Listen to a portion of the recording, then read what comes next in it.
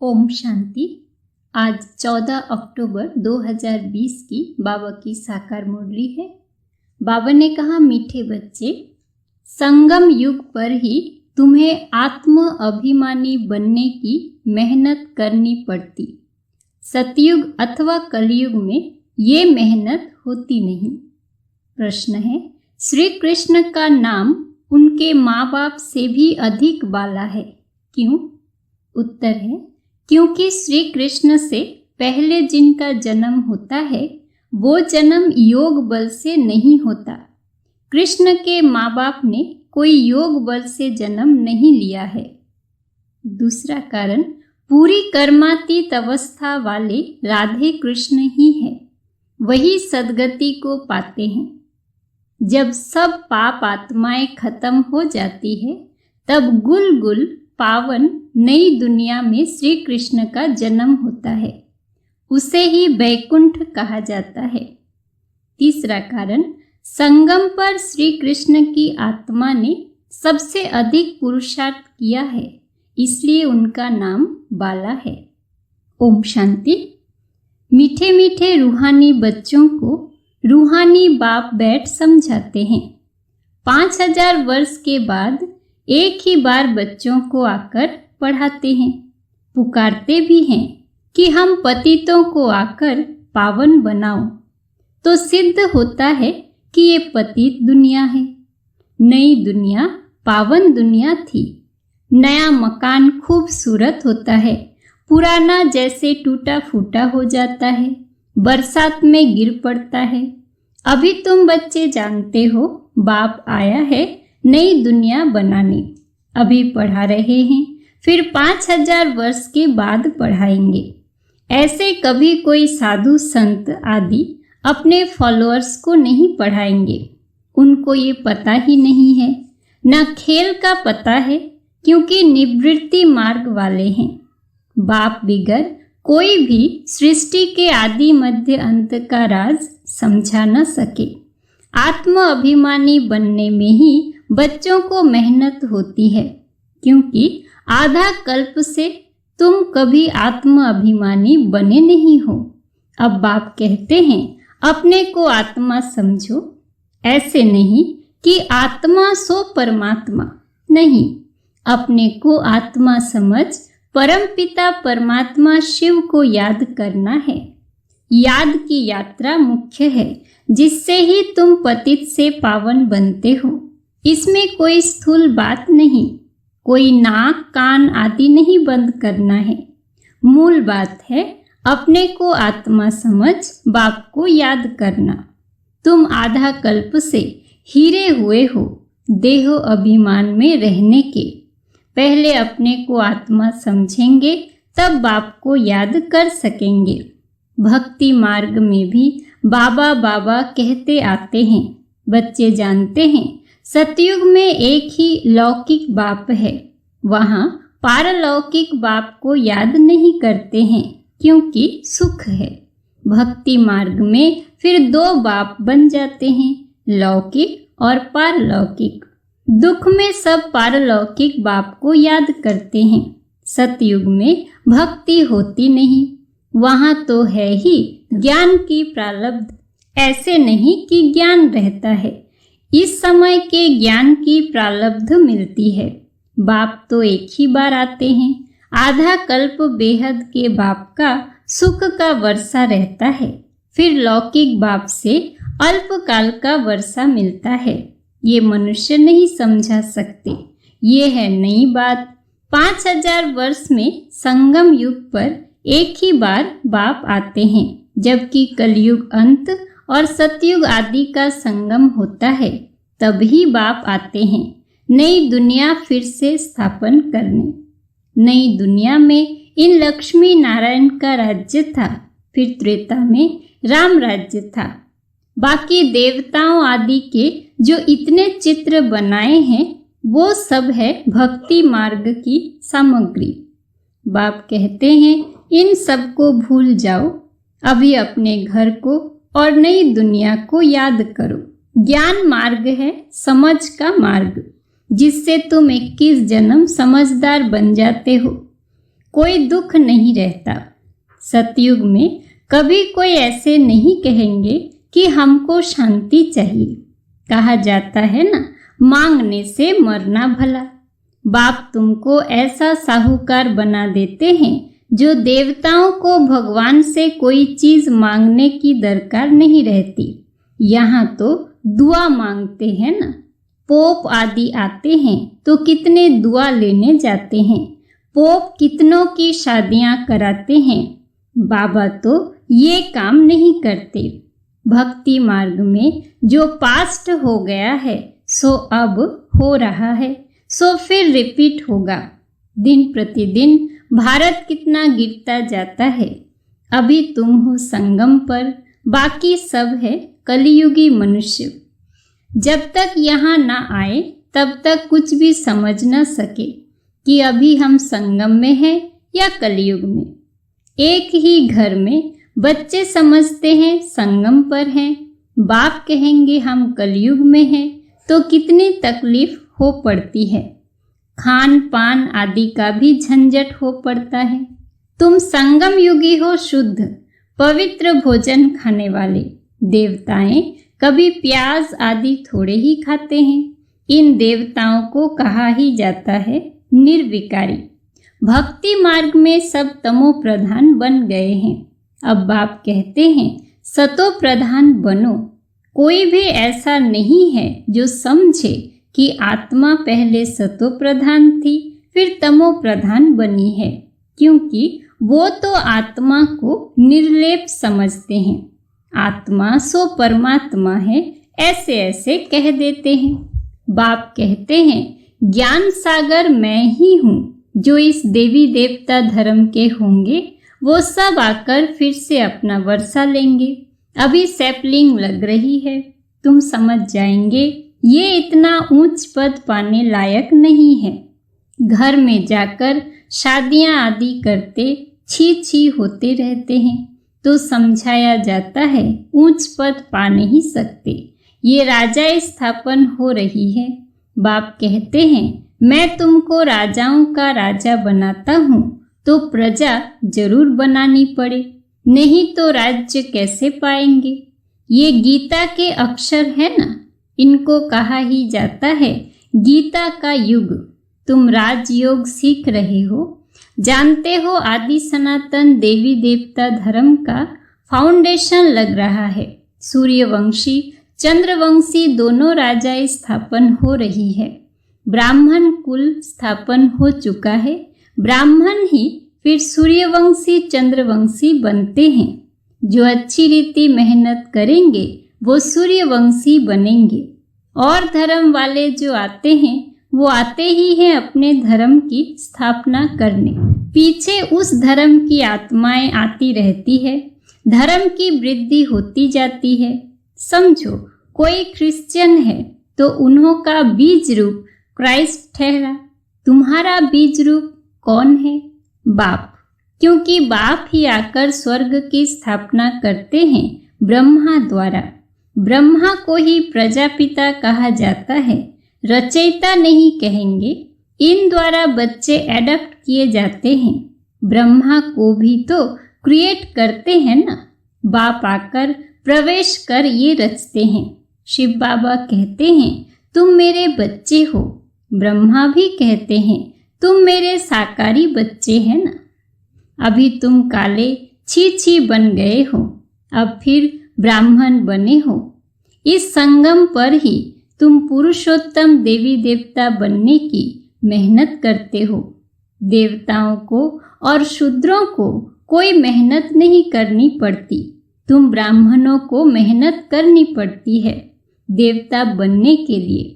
बाप आते ही हैं संगम पर। ये है बहुत छोटा युग, इसीलिए इनको लीप युग कहा जाता है। इनको कोई जानते नहीं। बाप को भी मेहनत लगती है। ऐसे नहीं कि झट से नई दुनिया बन जाती है। तुमको देवता बनने में टाइम लगता है। जो अच्छे कर्म करते हैं तो अच्छे कुल में जन्म लेते हैं। अभी तुम नंबरवार पुरुषार्थ अनुसार गुल गुल बन रहे हो। आत्मा ही बनती है। अभी तुम्हारी आत्मा अच्छे कर्म सीख रही है। आत्मा ही अच्छे व बुरे संस्कार ले जाती है। अभी तुम गुल गुल फूल बन अच्छे घर में जन्म लेते रहेंगे। यहाँ जो अच्छा पुरुषार्थ करते हैं तो जरूर अच्छे कुल में जन्म लेते होंगे। नंबरवार तो है ना। जैसे जैसे कर्म करते हैं ऐसा जन्म लेते हैं। जब बुरे कर्म करने वाले बिल्कुल खत्म हो जाते हैं तब फिर स्वर्ग स्थापन हो जाता है छांट छूट होकर। तमो प्रधान जो भी है वो खत्म हो जाते हैं। फिर नए देवताओं का आना शुरू होता है। जब भ्रष्टाचारी सब खत्म हो जाते हैं तब कृष्ण का जन्म होता है। तब तक बदली सदली होती रहती है। जब कोई छीछी नहीं रहेगा तब कृष्ण आएगा। तब तक तुम आते जाते रहेंगे। कृष्ण को रिसीव करने वाले माँ बाप भी पहले से चाहिए ना। फिर सब अच्छे अच्छे रहेंगे, बाकी चले जाएंगे, तभी उसको स्वर्ग कहा जाएगा। तुम कृष्ण को रिसीव करने वाले रहेंगे। भल तुम्हारा छी जन्म होगा क्योंकि रावण राज्य है ना। शुद्ध जन्म तो हो न सके। गुल गुल पवित्र जन्म कृष्ण का ही पहले पहले होता है। उसके बाद नई दुनिया बैकुंठ कहा जाता है। कृष्ण बिल्कुल गुल गुल नई दुनिया में आएंगे। रावण संप्रदाय बिल्कुल खत्म हो जाएगी। कृष्ण का नाम उनके माँ बाप से भी बहुत बाला है। कृष्ण के माँ बाप का नाम इतना बाला नहीं है। कृष्ण से पहले जिनका जन्म होता है वो योग बल से जन्म नहीं कहेंगे। ऐसे नहीं कृष्ण के माँ बाप ने योग बल से जन्म लिया, नहीं। अगर ऐसा होता तो उन्हों का भी नाम बाला होता। तो सिद्ध होता है उनके माँ बाप ने इतना पुरुषार्थ नहीं किया जितना कृष्ण ने किया है। ये सब बातें आगे चल तुम समझते जाएंगे। पूरी कर्मातीत अवस्था वाले राधे कृष्ण ही हैं। वही सदगति में आते हैं। पाप आत्माएं सब खत्म हो जाती है, तब उन्हों का जन्म होता है। फिर कहेंगे पावन दुनिया, इसलिए कृष्ण का नाम बाला है। माँ बाप का इतना नहीं। आगे चल तुमको बहुत साक्षात्कार होंगे। टाइम तो पड़ा है, तुम किसको भी समझा सकते हो। हम ये बनने के लिए पढ़ रहे हैं। विश्व में इनका राज्य अब स्थापन हो रहा है। हमारे लिए तो नई दुनिया चाहिए। अभी तुमको दैवी संप्रदाय नहीं कहेंगे, तुम हो ब्राह्मण संप्रदाय। देवता बनने वाले हो। दैवी संप्रदाय बन जाएंगे, फिर तुम्हारी आत्मा और शरीर दोनों स्वच्छ होंगे। अभी तुम संगम युगी पुरुषोत्तम बनने वाले हो। ये सारी मेहनत की बात है। याद से विकर्मा जीत बनना है। तुम खुद कहते हो याद घड़ी घड़ी भूल जाती है। बाबा पिकनिक पर बैठते हैं तो बाबा को ख्याल रहता है हम याद में नहीं रहेंगे तो बाबा क्या कहेंगे। इसलिए बाबा कहते हैं तुम याद में बैठ पिकनिक करो। कर्म करते माशूक को याद करो तो विकर्म विनाश होंगे। इसमें ही मेहनत है। याद से आत्मा पवित्र होगी। अविनाशी ज्ञान धन भी जमा होगा। फिर अगर अपवित्र बन जाते हैं तो सारा ज्ञान बह जाता है। पवित्रता ही मुख्य है। बाप तो अच्छी अच्छी बात ही समझाते हैं। ये सृष्टि के आदि मध्य अंत का ज्ञान और कोई में है भी नहीं। और जो भी सत्संग आदि हैं वो सब हैं भक्ति मार्ग के। बाबा ने समझाया है भक्ति वास्तव में प्रवृत्ति मार्ग वालों को ही करनी है। तुम्हारे में तो कितनी ताकत रहती है। घर बैठे तुमको सुख मिल जाता है। सर्वशक्तिमान बाप से तुम इतनी ताकत लेते हो। सन्यासियों में भी पहले ताकत थी, जंगलों में रहते थे। अभी तो कितने बड़े बड़े फ्लैट बनाकर रहते हैं। अभी वो ताकत नहीं है। जैसे तुम्हारे में भी पहले सुख की ताकत रहती है, फिर गुम हो जाती है। उन्हों में भी पहले शांति की ताकत थी, अब वो ताकत नहीं रहती है। आगे तो सच कहते थे कि रचयिता और रचना को हम नहीं जानते। अभी तो अपने को भगवान शिवो हम कह बैठते हैं। बाप समझाते हैं, इस समय सारा झाड़ तमो प्रधान है, इसलिए साधुओं आदि का भी उद्धार करने मैं आता हूँ। ये दुनिया ही बदलनी है, सब आत्माएं वापस चली जाएंगी। एक भी नहीं जिसको ये पता हो कि हमारी आत्मा में अविनाशी पार्ट भरा हुआ है, जो फिर से रिपीट करेंगे। आत्मा इतनी छोटी है, इनमें अविनाशी पार्ट भरा है जो कभी विनाश नहीं होता। इसमें बुद्धि बड़ी अच्छी पवित्र चाहिए। वो तब होगी जब याद की यात्रा में मस्त रहेंगे। मेहनत सिवाय पद थोड़े ही मिलेगा, इसलिए गाया जाता है, चढ़े तो चाखे बैकुंठ रस। कहाँ ऊंच ते ऊंच राजाओं का राजा डबल सिरताज, और कहाँ प्रजा। पढ़ाने वाला तो एक ही है, इसमें समझ बड़ी अच्छी चाहिए। बाबा बार बार समझाते हैं, याद की यात्रा है मुख्य। मैं तुमको पढ़ाकर विश्व का मालिक बनाता हूँ, तो टीचर गुरु भी होगा। बाप तो है ही टीचरों का टीचर, बापों का बाप। ये तो तुम बच्चे जानते हो, हमारा बाबा बहुत प्यारा है। ऐसे बाप को तो बहुत याद करना है, पढ़ना भी पूरा है।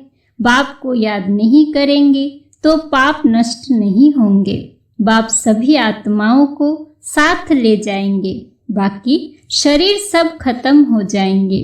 आत्माएं अपने अपने धर्म के सेक्शन में जाकर निवास करती है। अच्छा, मीठे मीठे सिक्की लधे बच्चों प्रति माता पिता बाप दादा का याद प्यार और गुड मॉर्निंग। रूहानी बाप की रूहानी बच्चों को नमस्ते। धारणा के लिए मुख्य सार। पहला, बुद्धि को पवित्र बनाने के लिए याद की यात्रा में मस्त रहना है। कर्म करते भी एक माशूक याद रहे, तब विकर्माजीत बनेंगे। दूसरा, इस छोटे से युग में मनुष्य से देवता बनने की मेहनत करनी है। अच्छे कर्मों के अनुसार अच्छे संस्कारों को धारण कर अच्छे कुल में जाना है। वरदान है, जहान के नूर बन भक्तों को नजर से निहाल करने वाले दर्शनीय मूरत भव। सारा विश्व आप जहान के आँखों की दृष्टि लेने के लिए इंतजार में है। जब आप जहान के नूर अपनी संपूर्ण स्टेज तक पहुंचेंगे, अर्थात संपूर्णता की आँख खोलेंगे, तब सेकंड में विश्व परिवर्तन होगा। फिर आप दर्शनीय मूरत आत्माएं अपनी नजर से भक्त आत्माओं को निहाल कर सकेंगे। नजर से निहाल होने वालों की लंबी क्यू है, इसलिए संपूर्णता की आँख खुली रहे। आँखों का मलना और संकल्पों का घुटका व झुटका खाना बंद करो, तब दर्शनीय मूरत बन सकेंगे।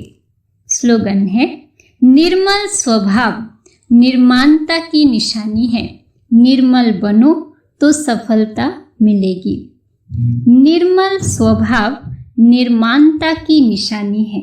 निर्मल बनो तो सफलता मिलेगी। अच्छा, ओम शांति।